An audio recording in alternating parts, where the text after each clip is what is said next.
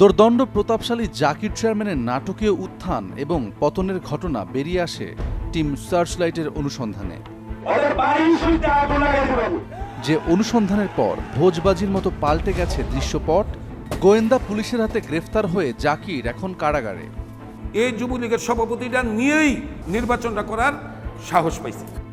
আলাদিনের চেরাগ হাতে পাওয়া জাকির চেয়ারম্যানের আরও অনেক অজানা গল্প নিয়েই এবারের অনুসন্ধান।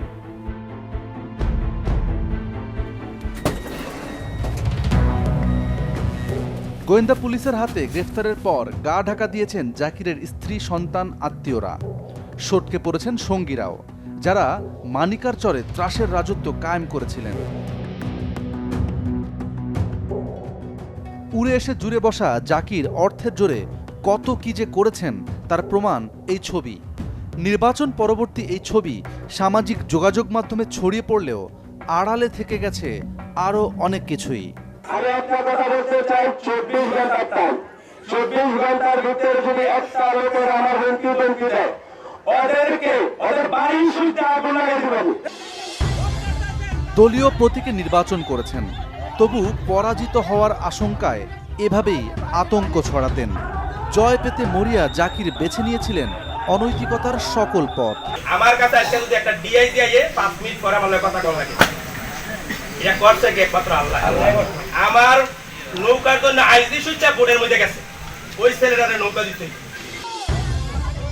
প্রশাসনের কিছু কর্মকর্তার সাথে ঘনিষ্ঠতা আর কালো টাকার গরম ছাড়াও নির্বাচনের পরিবেশ নষ্ট করতে দাঙ্গা হাঙ্গামার কোনো কিছুই বাদ রাখেননি।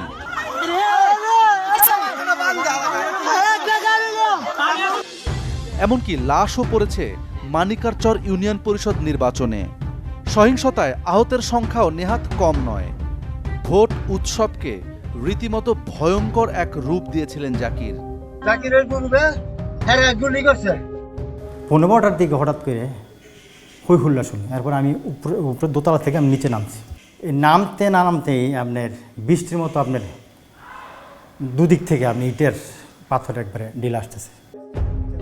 প্রিজাইডিং অফিসার সরকার মোহাম্মদ মফিজুল ইসলামের মতে সেদিন ইটপাটকেলের ঘটনা ঘটলেও গোলাগুলি হয়নি, অথচ ওই ঘটনায় দায়ের করা মামলার বাদী ছিলেন তিনি, যেখানে দেশীয় অস্ত্রের পাশাপাশি আগ্নেয়াস্ত্র ব্যবহারের কথাও উল্লেখ রয়েছে।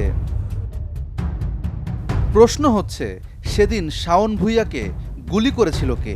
কেনই বা প্রিজাইডিং অফিসার গোলাগুলির ঘটনা অস্বীকার করছেন?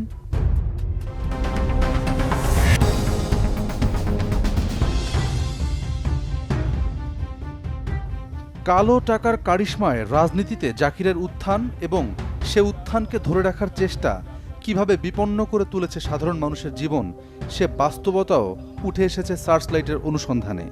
আমি বহুত সমস্যাতে আছি গো বাবা, আল্লাহর নাম ছাড়া আমার আর কিছু এখন নাই গো বাবা।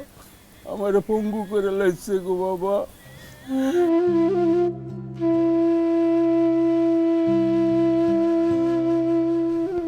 স্থানীয় রাজনীতির ৭-৫ না বুঝলেও সে রাজনীতিরই প্রতিহিংসার শিকার হয়েছেন জয় মিয়া।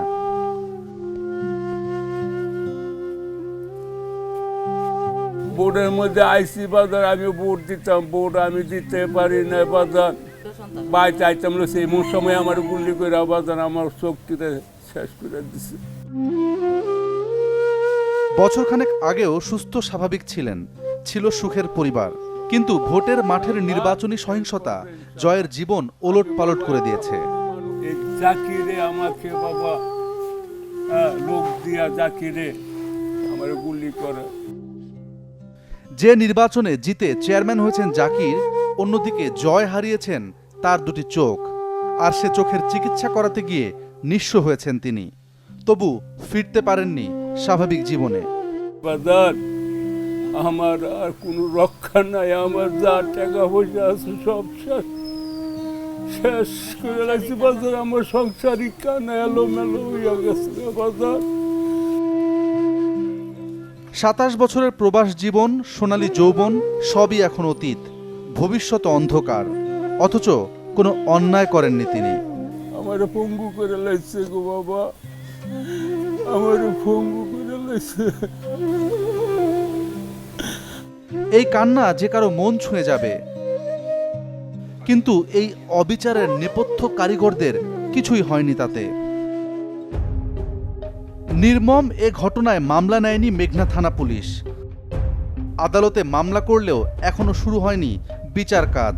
ওদিকে মামলার প্রধান আসামি জাকির হোসেন জামিনে বেরিয়ে গেছেন।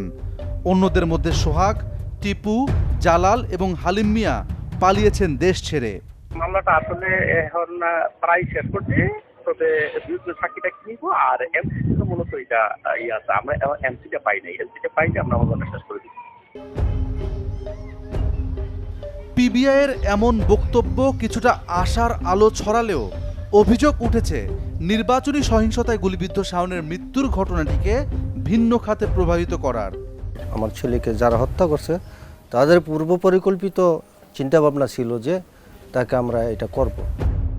নিহত শাওন ভূঁইয়ার বাবা স্থানীয় ওয়ার্ড আওয়ামী লীগের সাবেক দপ্তর সম্পাদক। নির্বাচনের দিন সন্ত্রাসীদের গুলিতে সন্তান হারালেও থানায় মামলা করতে পারেননি। আমার মামলা নেয় না তারা, ঠিক আছে, মামলা অলরেডি প্রিসাইডিং একটা মামলা কইরা ফেলাইছে। এখন তারা বলতেছে মামলা তো হয়েছে, তারপরে আমি এই মামলা নিয়ে কুমিল্লাতে করতে বাধ্য হয়েছি। নিহতের পরিবারের মামলা না নিলেও সেদিন মেঘনা থানার তৎকালীন ওসি আব্দুল মজিদ প্রিজাইডিং অফিসারকে দিয়ে একটি মামলা করিয়েছিলেন। আপনি কি মামলাটার বিচার চান না? জি, বিচার চান না? বিচার বাদী হয়েছে, যখন বিচার তো চাই স্যার, হ্যাঁ না, যেহেতু আমি বাদী না এখানে স্যার। কি করছেন সেই বিচার চাওয়ার জন্য? আমি আর কি করবো স্যার, আমি তো শোনেন স্যার, শিক্ষক মানুষ আমরা বললাম স্যার। এখন আপনি যদি স্যার ডিপি আমাকে প্রশ্ন করেন, আমি এত কিছু বলতে পারবো না স্যার। আমার তো করতে হবে, আমার কাজই তো এটা। বাদীটা অত পরিস্থিতির সাথে কইছে, আমি তো নিজে আমি এমনি স্যার ভয় পাই শিক্ষক মানুষ। এখানে বাদী বললাম না, পুলিশে কয়, ওসি সাহেব কয়, মজিদ সাহেব বাদী হইতে হবে, আপনি প্রিজাইডিং হয়েছে এটা সেটা দেন, আপনি বাদী না হলে আমরাও মনে কি বাদী। মামলার 1 বছর পর টিম সার্চ লাইটের প্রশ্নের মুখে অনেক কথাই বলেছেন সেই প্রিজাইডিং অফিসার।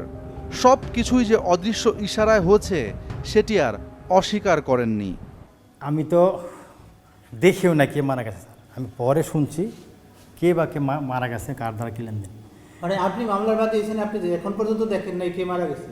এখন স্যার বললাম, প্রথমে তো বললেন যে আমি একটা প্রেশার ক্রিয়েটে আমি বাদী স্যার, এটা আমি আর খুলে স্যার কী বলবো স্যার, আপনি নিজেই তো আমার সত্যটা আপনি নিজেই বলে দিলেন। দিন দুপুরের একটি হত্যাকাণ্ডকে ধামাচাপা দিতে সব আয়োজনই করা হয়েছিল জাকিরের ইন্ধনে, যার মূলে ছিলেন ওসি মজিদ। ফলে আলোচিত এই হত্যা মামলাটি শেষ পর্যন্ত আলোর মুখ দেখবে কিনা তা নিয়ে সন্দিহান নিহত শাওনের পরিবার। আমার পুত্রের বিচার চাই, যে লোকটি খুন করছে আমার ফাঁসি চাই। প্রার্থী বাছাইয়ে রাজনৈতিক দলগুলোর প্রজ্ঞাকেই প্রশ্নবিদ্ধ করেছে জাকিরের মতো ভুইফোর নেতাদের মনোনয়ন। আর মনোনয়ন পেয়েই জয় পেতে মরিয়া এসব নেতার কর্মকাণ্ডে ভোটের মাঠ রূপ নেয় সহিংসতায়, ঝরে সাধারণ মানুষের প্রাণ। দর্শক, সুনির্দিষ্ট কোনো তথ্য, পরামর্শ কিংবা অভিযোগ থাকলে যোগাযোগ করতে পারেন স্ক্রিনে দেখানো নাম্বারে, জানাতে পারেন সামাজিক যোগাযোগ মাধ্যমেও। আপনার দেয়া তথ্যে সমাজের রঞ্জে রঞ্জে ঘাপটি মেরে থাকা জমাট অন্ধকারে আলো ফেলবে টিম সার্চ লাইট। অনুসন্ধানের আলো হাতে দেখা হবে অন্ধকার পথে।